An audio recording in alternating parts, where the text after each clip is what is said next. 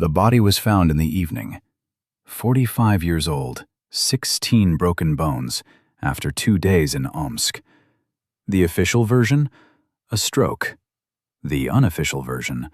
A contract hit for $1 million. The man who controlled the criminal common fund of all of Russia died in a pre-trial detention cell under circumstances that still make the criminal world ask questions. Kakhaber Parpalia, also known as Kakha Galsky, a vor v zakone, thief-in-law, with an impeccable reputation, keeper of the common fund after Shakro the Young himself, a man with not a single criminal conviction until the age of 44, died 48 hours after being transferred to the most brutal penal facility in Russia. Before his death, he managed to whisper to his lawyer, "They told me that 3 men from Moscow came from my soul." 4 hours later, he was gone. This is the story of how the criminal world is losing its last true authorities, about how the system breaks those who refuse to compromise, about the end of an entire era. The late 1990s in Russia was a time when the criminal world was going through a real split. The old codes were crumbling, new authorities were emerging, ones the old-timers called oranges, meaning red on the inside, that is, working with the cops. In this chaos, earning a genuine criminal title was incredibly difficult. You needed an impeccable reputation, years in the camps, strict adherence to all criminal codes, and most importantly, respect from both old authorities and young guys on the streets.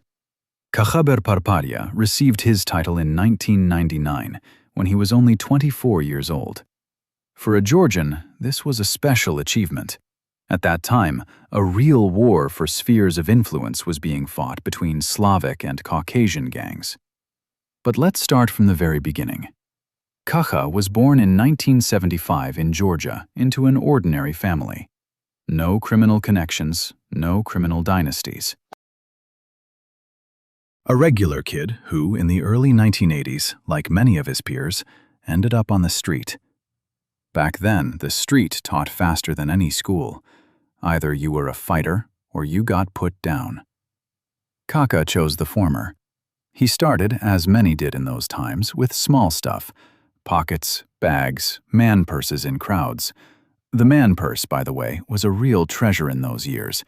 People kept cash, documents, and gold in them. A skilled pickpocket could earn in a day what an honest working man couldn't make in a month. The streets of Tbilisi in the 1980s were a harsh school. Soviet power still held, but the police were gradually losing control. Black market traders, currency speculators, underground factory operators. The shadow economy was gaining momentum. Young thieves learned from old ex-convicts, those who had survived Stalin's camps and knew the true criminal code.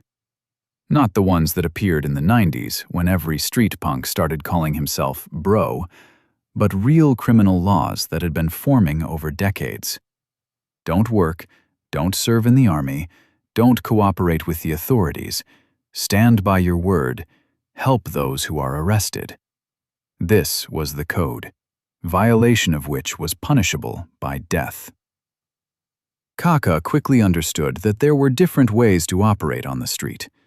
Some pickpockets remained small-time thieves their whole lives. Others rose higher. He chose the latter. He had a talent, the ability to find common ground with people. In prison, this is called talking right. Don't be arrogant, but don't bend either. Keep your word. Share with the guys. Don't steal from your own. These simple rules were worth more than any money in the criminal world, because money comes and goes, but reputation stays. By the early 1990s, Kakha was already known in certain circles. He didn't just steal, he upheld the code. When the Soviet Union collapsed and a wave of crime swept across the country, many thieves stepped out of the shadows. Groups appeared that divided cities, regions, and entire economic sectors. The Georgian diaspora in Russia was very strong. Suliko, Jumbo, the Tbilisi crowd, the Kutaisi crowd. Each group had its own authorities and its own spheres of influence. Parpalia began building connections not only in Georgia, but also in Russia. This was important. For a true criminal, borders don't exist. What matters is adhering to the laws of the criminal world. The 90s were a time when criminal authorities became a real force. They resolved disputes that the police couldn't handle. They loaned money at interest, provided protection for businesses, controlled markets, but most importantly, they held the Obshchak, common fund, the criminal treasury into which money flowed from all over the country. Percentages from crimes, contributions from businesses, donations from free criminals. This money went toward helping those in prison, care packages, lawyers, support for inmates' families, for settling disputed matters, for the coronation of new thieves. The keeper of the common fund is not just a treasurer. He is a man trusted by everyone. One mistake, one missing ruble, and your reputation is buried forever. In 1999, when Kakha was 24, he was crowned. The coronation ceremony of a vor v zakone is not just a gathering of authorities, it is a full ritual. The candidate is vetted for months, sometimes years. They watch how he keeps his word, how he behaves in critical situations, how he treats his fellow criminals. A schodka, a meeting of respected thieves, is convened. The candidacy is discussed. If even one thief is against it, there is no coronation. If all approve, the candidate receives the title and becomes an equal among equals. He can now participate in gatherings, resolve criminal matters, and be responsible for the common fund. For Kakha, this was the pinnacle. To become a thief-in-law at 24 was a tremendous achievement. Many thieves only received the title after 40, having done several stints in prison and built their authority over years. But Parpalia was different. He knew how to negotiate. During the Chechen War, when conflicts between Caucasian and Slavic groups frequently arose, Kakha managed to find compromises. He didn't get involved in politics, didn't stick his neck out. But when a matter needed resolving, he resolved it so that both sides were satisfied. This is a rare quality. Most authorities think only of their own pocket. Kakha thought about the stability of the entire system. After the coronation, the real work began. A vor v zakone is not just a title. It is an enormous responsibility. You must constantly be visible, resolve disputes, maintain connections with other thieves, ensure the code is upheld. You can't relax. One wrong step and you lose everything. Kakhaber understood this. He built his reputation on reliability. If he gave his word, he kept it. If he took on an obligation, he fulfilled it.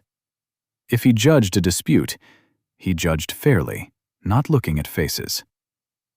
But the most remarkable thing about the story of Kakha Galsky was that until the age of 44, he had never once been convicted of a crime. Imagine, a vor v zakone, a criminal authority with a worldwide reputation, a man who by definition lives outside the law, with no criminal record whatsoever. This was strange even by the standards of the criminal world. Thieves usually constantly serve time. It is part of their life, part of their reputation. Doing time in a camp, upholding the code there, helping the guys. This is a thief's duty. But somehow Kakha managed to stay free. Of course, he was detained numerous times. The police knew perfectly well who he was. Operatives kept him under surveillance, tried to find compromising material, tried to catch him at something. But each time the case fell apart. Either witnesses recanted their testimony, or there wasn't enough evidence, or alibis suddenly appeared. This gave rise to rumors that Parpalia had serious cover within the law enforcement agencies, that he was paying someone very high up, that he had connections at the very top. Whether these rumors were true is unknown, but the fact remains. Until December 2018, Kakha Galsky was legally clean. This gave him a huge advantage. He could freely travel around the country and abroad. He could officially own businesses and property. He could openly meet with people without fear of constant searches and detentions. For a vor v zakone, this was a luxury. Most of his colleagues were either in prison, in hiding, or living under constant pressure from operatives. Kakha lived in relative peace. If this story of the criminal world's inner workings, of the true laws of the street, and of a man who rose from the very bottom to the top of the criminal hierarchy has captivated you, subscribe to the channel and leave a like. In the comments, tell us what you think about the criminal code, an outdated relic or a working system. It gets even more interesting from here. But money is always a risk. The more money, the greater the temptation. The more enemies who want what you have.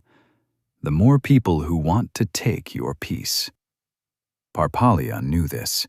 He lived modestly, kept a low profile, didn't buy palaces and yachts like some of the new Russians from the 90s. He dressed simply, drove ordinary cars, didn't throw showy parties. He tried to stay in the shadows, but it was impossible to hide completely. He had risen too high. In the early 2000s, the criminal world in Russia began to change. The state grew stronger, and law enforcement became more active in fighting organized crime. High-profile arrests of authorities began. Cases were brought against thieves in law. Some left the country. Others went to prison. Others began cooperating with the authorities. The concept of red thieves emerged, those who worked with the cops. Old authorities spat in disgust at the very idea, but the new generation was more pragmatic. Survival had become harder, and many chose compromise. Kakha sought no compromise. He held his line. No cooperation with the authorities, no deals, no setups. This was risky, but it earned him authority. The guys in the camps knew, Kakha Galsky is one of us. He's not a rat. He won't give anyone up. That was worth a great deal. In a world where everything is bought and sold, the reputation of an unbending man is capital. Such people become symbols. And that is precisely why, when the time came to choose a new keeper of the common fund, the choice fell on Parpalia. But before that moment, another important event had to take place. A meeting with a legendary figure of the criminal world. With the man who would change Kakha's fate forever. With Zakare Kalashov, known as Shakro the Young. This acquaintance would become the turning point in Parpalia's life. It would take him to an entirely new level of influence. It would make him one of the most powerful men in the Russian criminal world. And it would, perhaps, ultimately lead him to his death in the Omsk pre-trial detention center. The 2000s. The criminal world had adapted to the new reality. The wild 90s were gone, when you could openly shoot in the streets and divide up territories. Now everything was subtler, more complex. Authorities controlled legitimate businesses through frontmen. They laundered money through offshore companies. They settled matters not with bullets, but through connections and bribes. The state had grown stronger, but the criminals had grown smarter. At this time, many major authorities lived abroad, some in Spain, some in the UAE, some in Turkey. It was safer there, more comfortable, and you could quietly control your business in Russia without fear of constant searches. Zakare Kalashov was also in Spain. A legend of the criminal world, a man whose name everyone knew, from the lowest associate all the way up to the most senior officials. Shakro the Young was not merely a vor v zakone. He was a symbol, a leader, a man who united an enormous number of people around himself. In 2014, Kalashov returned to Russia. officially, of his own accord, to settle some business. Unofficially, he was pressured. The Spanish authorities had grown tired of Russian criminals on their soil. Extraditions and arrests began. Kalashov was given a choice: either leave voluntarily, or we will hand you over to Russia on request. He chose the former. He returned to Moscow, where he was greeted like a hero. For the criminal world, Shakro's return was an event. It meant someone at the top had given the green light, that there were agreements in place, that business could continue. It was at this time that Kakha Galsky and Shakro the Young met in person. Before this, they of course knew of each other. In the criminal world, everyone knows everyone. But there had been no close contact. Kakha was respected, but not at Kalashov's level. Shakro was at the top of the pyramid. Kakha was somewhere in its upper part, but not at the very apex. But something clicked. Perhaps Kalashov saw in Parpalia reliability. Perhaps he needed someone he could trust completely. Perhaps it was intuition, that very criminal intuition that tells you who you can rely on and who will betray you at the first opportunity. They began working together. Shakro trusted Kakha with serious matters. Parpalia never let him down. He resolved matters quickly, cleanly, without unnecessary noise. He didn't steal, didn't deceive, kept his word. Over 2 years, Kakha earned Kalashov's trust so thoroughly that he became practically his right-hand man. This was a meteoric rise. Other authorities had spent years trying to get close to Shakro, while Parpalia did it in 2 years.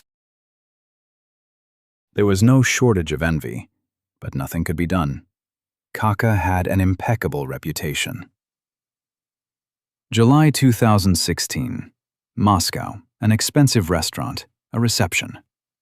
Among the guests, businessmen, officials, artists, and several criminal authorities. Suddenly, special forces storm the room, everyone on the floor, hands behind heads. A raid. Several people are taken, among them Zakary Kalashov. He would be charged with extortion, creation of a criminal organization, and ordering murders.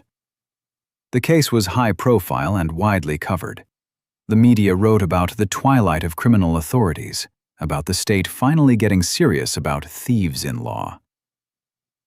The arrest of Shakro the Young was a shock to the entire criminal world. If they could put him away, they could put anyone away. Panic began. Some authorities urgently left the country. Others tried to cut deals with the authorities. Others simply went quiet. But the most important question was a different one. Who would now hold the common fund? The fund cannot be left without a keeper. The money exists, the obligations exist, the people who need help exist. A man is needed whom everyone trusts. A man with an impeccable reputation. A man who won't disappear with the money and won't give everyone up to the police. The choice fell on Kakhaber Parpalia. This was a recognition. It meant that Kakha Galsky was now one of the most influential men in the Russian criminal world. The keeper of the common fund is not merely a treasurer. He is an arbitrator, a judge, a mediator in disputes. He is the man people come to for help. He is the man who knows all the secrets, all the connections, all the schemes. This is enormous power and enormous responsibility at once. How much money passed through Kakha's hands? No one knows the exact figures. The criminal common fund is a secret wrapped in mystery. But one can estimate roughly. Across Russia, there are thousands of thieves, tens of thousands of people connected to the criminal world one way or another. Each must make contributions to the fund. From crimes, usually 10 to 20%. From legal businesses operating under criminal protection, also a percentage. Plus gambling in the prison camps. 10% of every stake goes to the fund. plus voluntary donations from those who want to support the system. In the end, millions of dollars accumulate per year, perhaps even tens of millions. Where does this money go? First and foremost, to supporting those in prison. Care packages to the camps, lawyers for those who've been locked up, support for prisoners' families. This is sacred. A thief is obligated to help those who are incarcerated.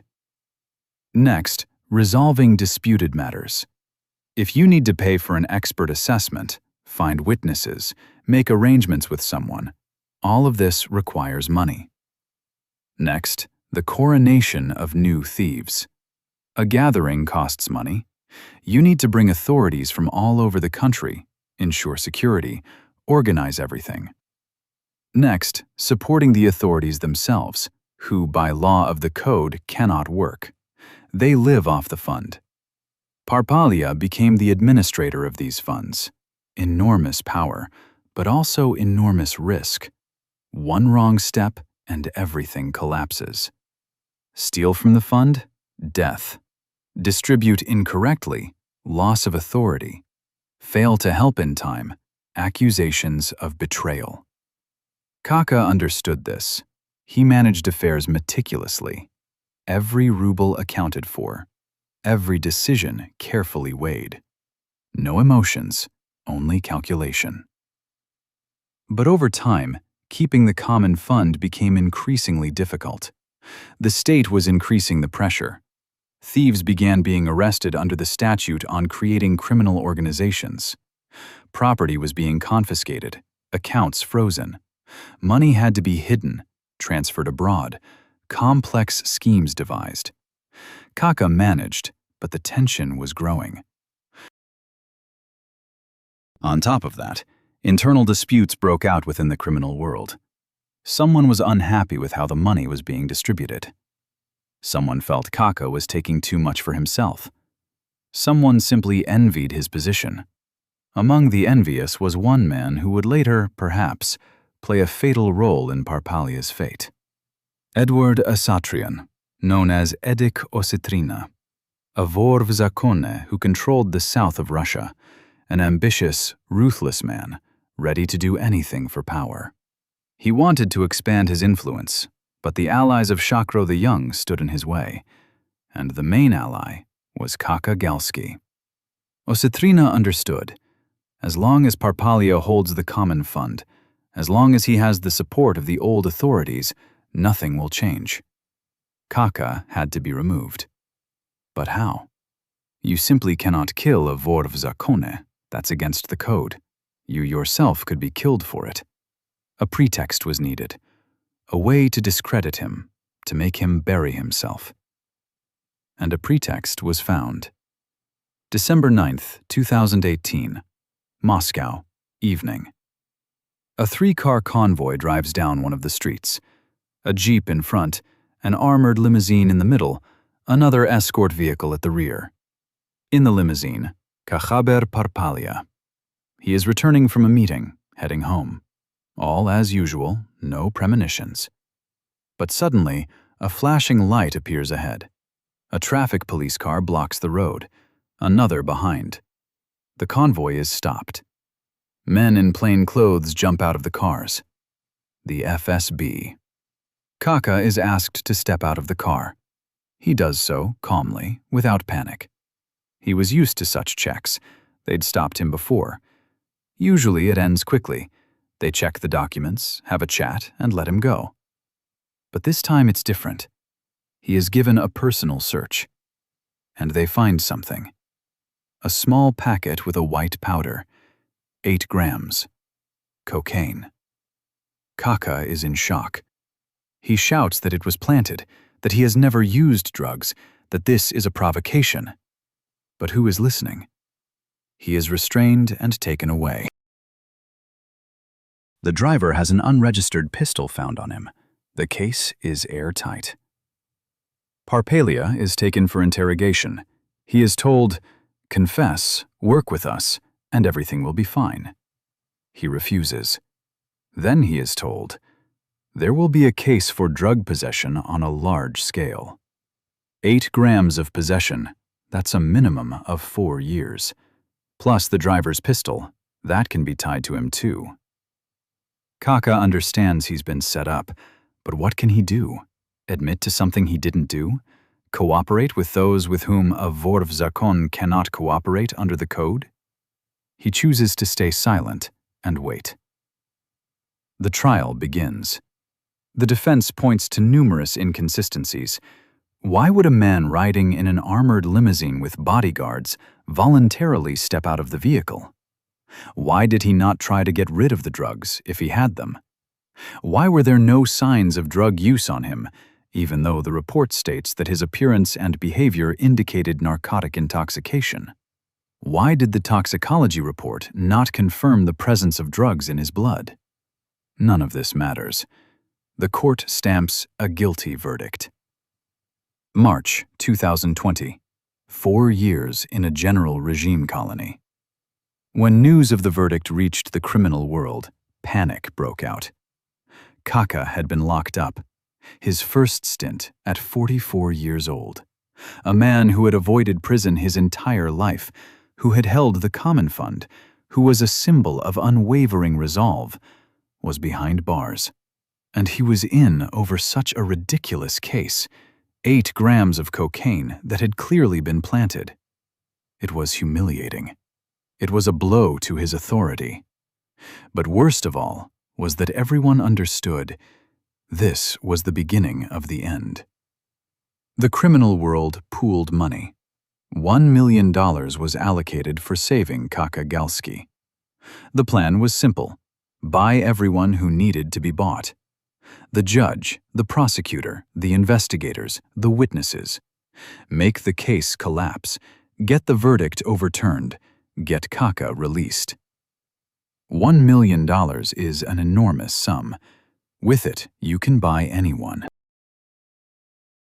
But it didn't work. Either the bribes were taken and nothing was done, they were simply pocketed, or there was an order from above not to release Parpalia under any circumstances, or time simply ran out. The appeal in September 2020 upheld the verdict. 4 years, final and irrevocable. Kakha is sent to serve his sentence. September 10th, 2020. Parpalia is transferred from Moscow. Where, he doesn't know. That will become clear along the way. Transfer is always stressful, especially for someone going to prison for the first time, especially for a vor v zakone, who will be received in a special way at the camp. He might be met like a king, with full honors, or he might be met in an entirely different way, if the camp is a red one, that is, controlled by the administration rather than by the inmates. September 22nd. Kakha arrives at his destination, Omsk Division of the Federal Penitentiary Service, Pretrial Detention Center number 1. When they tell him where he has been brought, he goes pale. Omsk, a red zone, the harshest in Russia for thieves in law. A place where the criminal code doesn't work, where the administration is in charge of everything, where thief authorities are broken, humiliated, and forced into confessions and denial of their titles. Kakha understands. He was not brought here by accident. He was brought here to be broken or killed. September 22nd, 2020, Omsk. Kakhaber Parpalia steps out of the prison transport vehicle and sees for the first time the gray walls of Pretrial Detention Center number 1. A place that the criminal world calls the meat grinder for thief authorities.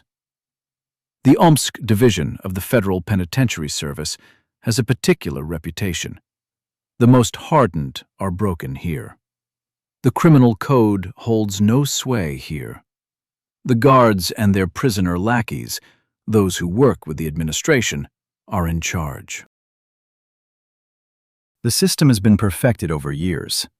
A thief authority is placed in a cell with activists, inmates who work for the administration. They begin applying psychological pressure. Then they move to physical coercion. They break him, humiliate him, force him to renounce his title. Many don't hold out. Kakha knew all of this. He had heard stories of what happens in Omsk, of thief authorities who were degraded, beaten, driven to suicide. But hearing about it is one thing, finding yourself there is another. His first time in prison at 44. He had never been incarcerated before, had no knowledge from the inside of how a camp works. He knew it theoretically, from accounts, but had no practical experience. And practical experience is what you need here. You need to hold your ground, show no weakness, instantly read the environment. For a thief authority who has never served time, this is nearly impossible. He was taken for a medical examination. The doctor gave a superficial inspection and recorded healthy. Parpalia really was in excellent physical condition. Even in the Moscow pre-trial detention center, while awaiting transfer, he hadn't let himself go. He did push-ups, trained in his cell, kept himself together. He didn't drink prison moonshine, didn't smoke hash. He kept himself in shape. This was his creed, a healthy lifestyle. Unusual for a vor v zakone, but Kakha was unusual in many ways. He even observed Orthodox Christian fasts, though he was not permitted to attend a chapel in detention. He prayed in his cell, read the Bible. He believed that God would help him survive this ordeal. After the medical examination, he was taken to his cell. An ordinary prison cell, bunks, a slop bucket, a small table, a barred window. Several men were already in the cell. They received him cautiously. They knew who he was. Information in prison travels faster than light. Vor v zakone Kakha Galsky, keeper of the common fund. Shakro the Young's man. But a red zone is red, because those held here are mostly activists, ordinary prisoners who work with the administration. They will not pay honors to a thief authority. On the contrary, they will press him, provoke him, look for any reason for conflict. Kakha felt the hostility immediately. He wasn't given a decent bunk. He was put on the pass-through bunk, where people are constantly walking past and you can't sleep properly. He wasn't given a proper cup. They handed him a battered tin. Small things, but in prison, every small thing matters. This was a way of showing, you are nobody here. Your status means nothing to us. Parpalia held himself calmly. He wasn't aggressive, but he didn't bend either. He talked evenly, according to the code. He tried to find common ground. But it was clear, he was not expected here as a friend. The following day, September 23rd, lawyers began arriving to meet with him. Several people, including a female lawyer from a local firm. Officially, to process documents, discuss the transfer to a colony, handle some formalities. In reality, everyone understood the lawyers hadn't come just for that. Who had sent them? The criminal world trying to help Kakha? Or on the contrary, those who wanted to check his condition, to understand how quickly he could be broken? The meetings with lawyers took place in a special room. Kakha was taken out of his cell and led down corridors. The guards looked at him in a particular way, with a mixture of curiosity and contempt. To them, a vor v zakone is just a prisoner, just an arrogant one. Here, in Omsk, they show them their real place. One of the guards even smirked as he escorted Parpalia to the meeting. "Well then, thief authority, do you like it here with us?" Kakha said nothing. Answering a guard is beneath his dignity. At the meeting with the female lawyer, a strange conversation occurred. They discussed formal matters for about 10 minutes, then she suddenly leaned closer and spoke quietly. "Kakhaber Zarovich, be careful. It is dangerous here." Kakha tensed. "What do you mean?" She glanced at the door, checking whether anyone was listening, and added, "Just take care of yourself, and prepare for the story to continue." A strange phrase. What did it mean? A warning? A threat? Or simply standard words from a lawyer who had seen what goes on in this facility? After the meeting, Kakha was being led back to his cell. On the way, one of the guards suddenly leaned toward his ear. "Listen, thief authority. They say 3 men from Moscow came for your soul. So get ready." Parpalia stopped dead. What? What men from Moscow? Who are they? Why is the guard telling him this? Out of sympathy? As a warning? Or on the contrary, to break him psychologically, to make him spend his last hours in fear, awaiting death? Or perhaps it was all part of the plan, to bring him to such a state that he himself would ask for protection, agree to cooperate. He is led back to his cell. The door opens with a clang, closes behind his back. 3 men are in the cell. They look at him with heavy eyes. Kakha understands. They know. The whole facility already knows that people have come for him. In prison, information spreads instantly, through the food slots indoors, through the toilets, through the guards. The message passing system has been perfected over decades. And if the entire prison knows you are going to be removed, it's not a rumor. It's decided. He sits on his bunk, the most uncomfortable one, the pass-through. He tries to collect his thoughts. He needs to think. He needs to understand who is behind this. 3 men from Moscow. Moscow means the center, means serious people. Not some local thugs who would have been put in the cell to kill him. Specifically men from Moscow, who came especially. This means a contract, professional work. But who ordered it? Who does he get in the way of so badly? Edik Osetrina. The name comes to mind immediately. Edward Asatrian, vor v zakone, controlling the south of Russia. An ambitious man. A man who wanted to expand his influence, but Shakro the Young's allies were in the way. And the main ally was Kakha Galsky. It was well known that Osetrina worked with the security services. This was not particularly hidden. After the events in Donbass, many authorities controlling the DNR and LNR had come into close contact with the security forces. Osetrina, under the pretext of building a criminal hierarchy in the republics, had established ties with state security, and these ties gave him enormous power. If Osetrina decided to remove Kakha, he didn't need to get personally involved. It was enough to say the right things to the right people in the right structures. After that, professionals would take care of everything. The transfer to Omsk, that was already the first step. A red zone, where the administration controls everything, where anything can be arranged. A beating. A murder. Then they would simply write, died of a stroke, a heart attack, a pulmonary embolism. The autopsy would be performed as a formality. The investigation would be closed, the case archived. And that's it. Problem solved. But why 3 men from Moscow? Why such a complex operation? Perhaps because Kakha is not an ordinary inmate. He is a vor v zakone, a man with a reputation. Simply killing him at the hands of some local thug would raise questions in the criminal world. People would say, a setup, a dispute between thieves. Blood might flow, score settling, vengeance. But what if it is made to look natural? Or if men from Moscow, serious people, do it? Then everyone understands this was a decision from above, that it was sanctioned, that it had to be this way. And there would be no questions.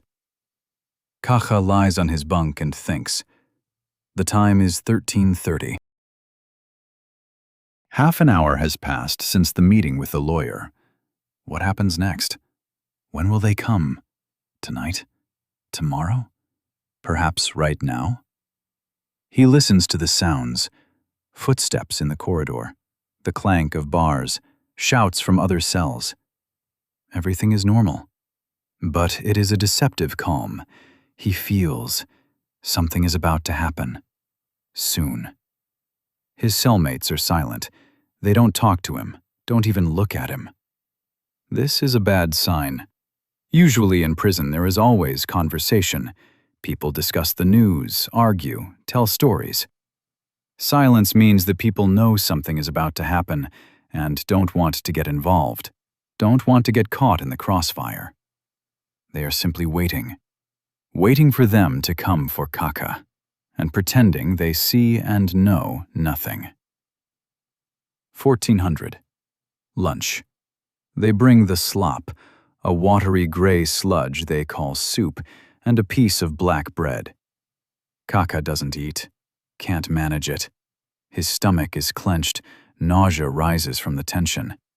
He tries to hold himself together, but fear seeps in ever deeper. Not fear of physical pain. He is ready to endure pain. The fear of a meaningless death. To die here, in this gray cell, far from home, from his loved ones, from everything he lived for. To die like a dog that was simply put down because it was in the way. What happened in those final hours of Kakha Galsky's life? Why did the system deal so brutally with a man who had lived his whole life by the criminal code? If this tragic story of the last true Vor of Zakone has captivated you, subscribe to the channel, leave a like, and tell us in the comments who you think really was behind Kakha's death. What follows is the most terrible part. 1500. The afternoon stretches past the midpoint. Kakha lies looking at the ceiling. He thinks about his life. He remembers childhood in Tbilisi. He remembers how he stole his first wallets, how he received the title of Vor of Zakone, how he met Shakro the Young, how he became the keeper of the common fund, how he controlled millions. And now, the end. Everything ends here, in this foul-smelling cell in Omsk, where they sent him to die. 1600. Check. The slot in the door opens. A guard peers inside, counts the people, slams the slot shut. Everything normal. Everyone accounted for. At that moment, Kakha catches the guard's eye, and he sees something strange in it. Not the usual indifference, something more like curiosity. The way you look at someone condemned to death, with interest. How will he behave in his last hours? Will he break, or will he hold out? 1700. Exactly 1700. 5 o'clock in the afternoon. Kakha suddenly feels a sharp pain in his chest. His heart contracts as if someone has grabbed it and begun to squeeze. He grabs his chest with his hand, tries to inhale. Nothing comes. Air won't go in. His lungs seem to have closed. His head spins. He tries to get up from his bunk. His legs don't obey. He falls to the floor. His cellmates jump up, stare. One bangs on the door. "Hey, out there! A man is having a medical emergency!" The guards arrive quickly. Too quickly. As if they had been waiting. They open the cell, step inside. They look at Kakha, who is lying on the floor, gasping for air, wheezing. One of the guards radios medical staff. "Emergency to cell number such and such. An inmate is in distress." Medical staff arrive in a couple of minutes. A doctor, a nurse. They begin resuscitation. Chest compressions, artificial respiration. Kakha does not respond. His eyes roll back. An ambulance is called. The crew arrives in 20 minutes. That is a long time for emergency services, but the pre-trial detention center is not in the city center. By the time they drove there, by the time they were let through all the checkpoints. The ambulance doctors continue resuscitation. A defibrillator, a shock, another shock. The heart doesn't start. Adrenaline is administered. No result. More compressions. More attempts. Nothing. 1815. At exactly 1815 in the evening of September 24, 2020, doctors declare the biological death of Kakhaber Parpalia. Cause: provisional pulmonary thromboembolism against the background of acute disruption of cerebral blood circulation. In plain terms, a stroke with a pulmonary embolism. Natural death. Nothing criminal. The organism simply couldn't withstand the stress of a first sentence. An operational investigative team arrives. They examine the body. The report is filed as a formality. No bodily injuries found, no signs of violent death found. Presumed cause of death: natural cardiovascular insufficiency. The body is taken to the morgue. A forensic medical examination is scheduled, a formality. Everything is already clear. He died on his own. A stroke, a clot. It happens, especially to those who go to prison for the first time at that age. Stress, anxiety, the body gives out. But here is an anomaly. When the autopsy is conducted a week later, the pathologist records 16 broken bones: ribs, sternum, shoulder blade. Injuries characteristic of powerful mechanical impact. In plain terms, a beating. A savage beating. Kakha had been viciously beaten shortly before his death. And it was this beating, in the pathologist's opinion, that caused the death. Internal bleeding, organ damage, shock from pain, cardiac arrest. This conclusion contradicts the official version. The operational investigative team found no signs of violence. But the autopsy reveals 16 fractures. How is this possible? Either the investigative team was incompetent, or they deliberately didn't look. Or the fractures occurred after the examination, during transport of the body. Or they simply weren't wanted to be seen, because it would have created problems. A criminal case would need to be opened, the guilty found, investigations conducted. This way, everything is simple. Natural death, case closed. Information about the 16 fractures leaked to the media several months later. The Telegram channel VHKOGPU, which specializes in criminal news and has sources in law enforcement, published a report. It stated plainly, Kakha Galsky was beaten to death in the Omsk pretrial detention center. Vor v zakone, Edward Satrian, known as Edik Osetrina, who has close ties to the security services, was involved in the elimination. $1 million was allocated for Parpalia's removal. A significant portion of this money was distributed among staff of the Federal Penitentiary Service at various levels. Official representatives denied all of this. The Omsk Oblast Division of the Federal Penitentiary Service stated that the murder theory was laughable. The Omsk facility is an ordinary one. There are no special conditions for thieves-in-law there. Parpalia's death was natural, confirmed by medical documents. Yes, fractures were found on him, but these could have occurred during resuscitation.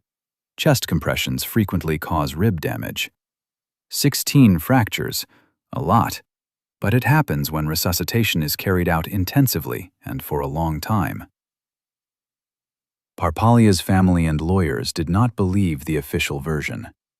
His brother gave an interview in which he said, Kakha led a healthy lifestyle. He didn't drink, didn't smoke, didn't use drugs, despite having been tried for possession of cocaine. He exercised regularly, was in excellent physical condition. How could such a man die of a stroke at 45? That's absurd. Lawyers pointed to anomalies. Why did resuscitation begin so quickly?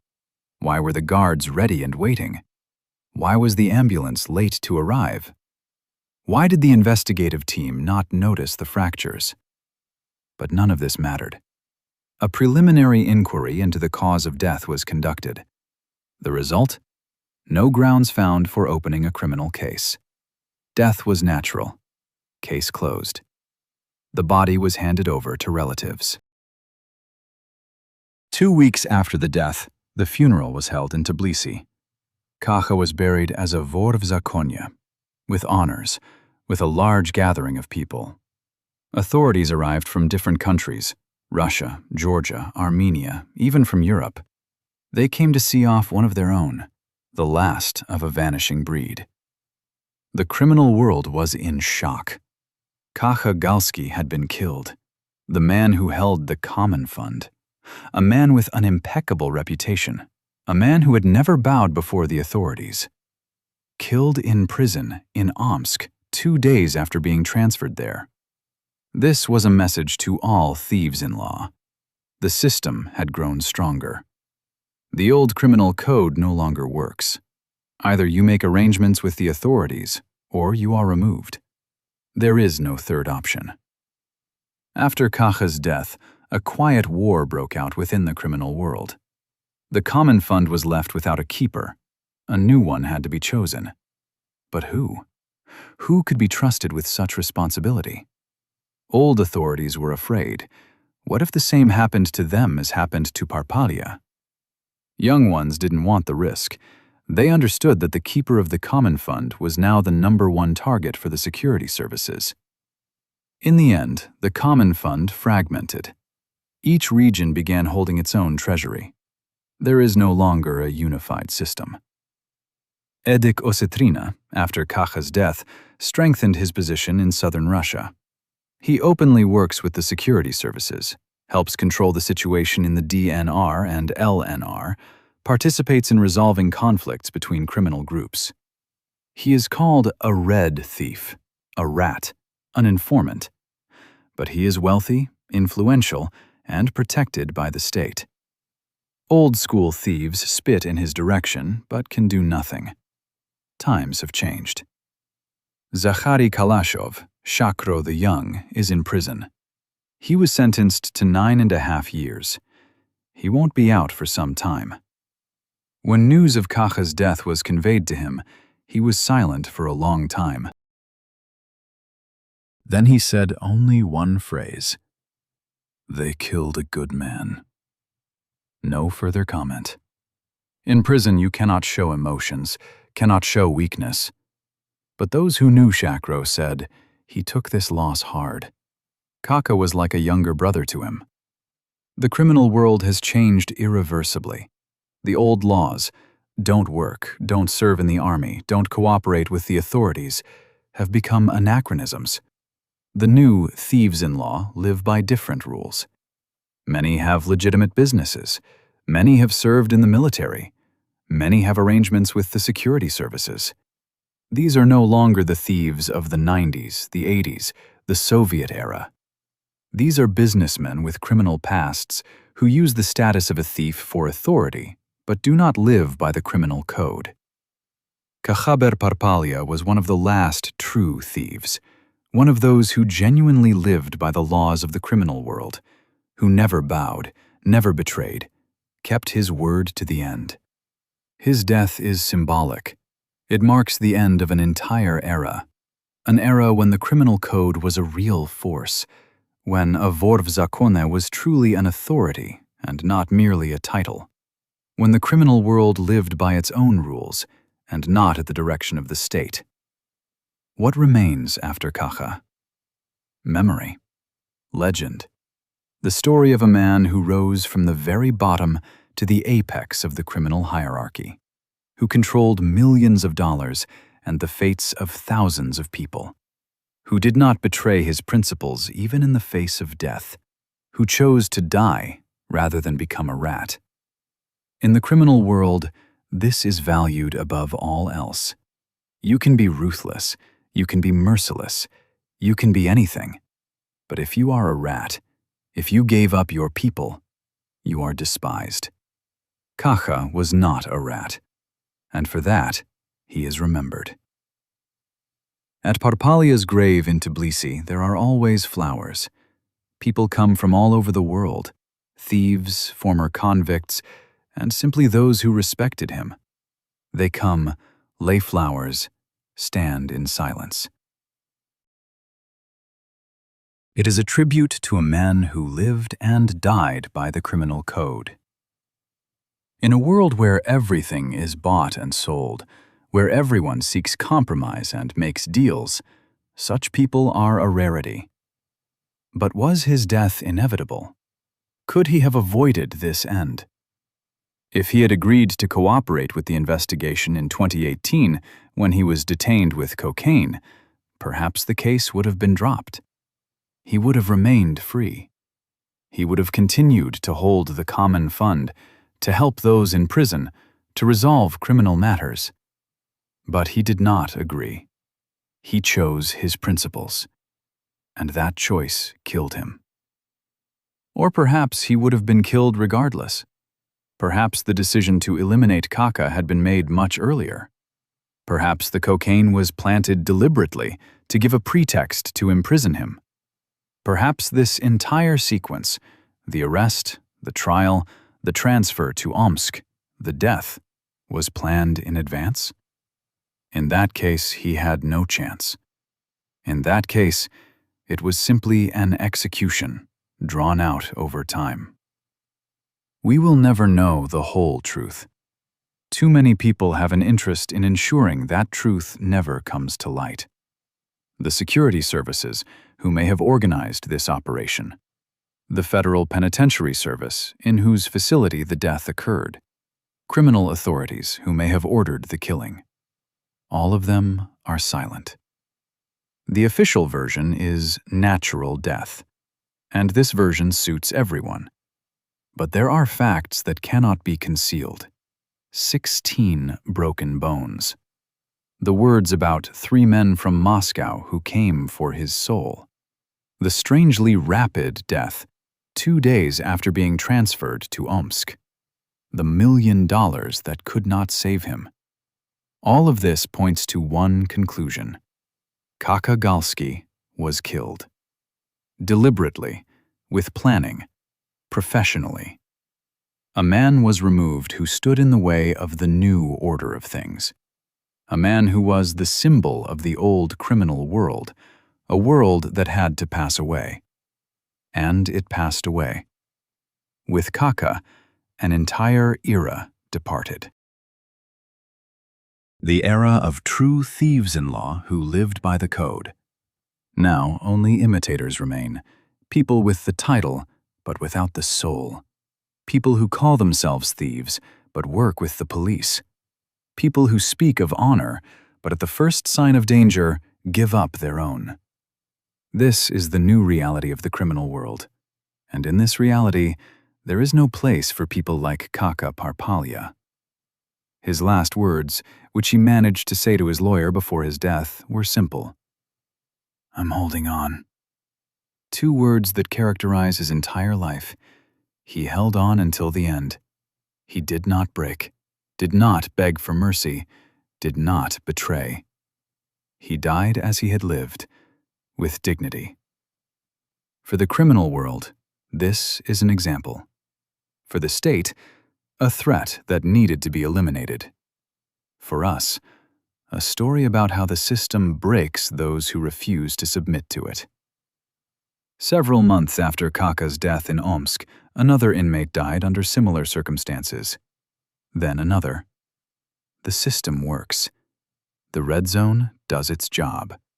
Those who need to be broken are broken.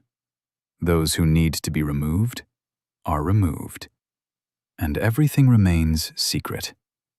Official reports, dry statistics, natural deaths, suicides, accidents. Behind every line, a human tragedy. But who cares? The story of Kakhaber Parpalia is not just the story of one vor v zakone. It is the story of how the world changes, how old values yield to new ones, how principles lose to pragmatism, how honor becomes a relic. Kakha was a man from another time, a time when a man's word meant more than money, when reputation was more important than life, when the criminal code was the law. That time has passed. Kakha died with it, but the memory of him will remain. In the criminal world, his name is spoken with respect. His example is held up to the young. his story is passed from mouth to mouth. He became a legend about the last true vor of zakone, about a man who did not break even in the face of death, about a man who chose to die standing rather than live on his knees. September 24th, 2020, 1815. In a cell of Omsk Pretrial Detention Center No. 1, 45-year-old Kakhaber Parpalia dies. Officially, from a stroke. Unofficially, from 16 broken bones. In truth, from having remained true to himself until the end. May he rest in peace. Kakha Galsky, vor v zakone, keeper of the common fund, the last of his kind.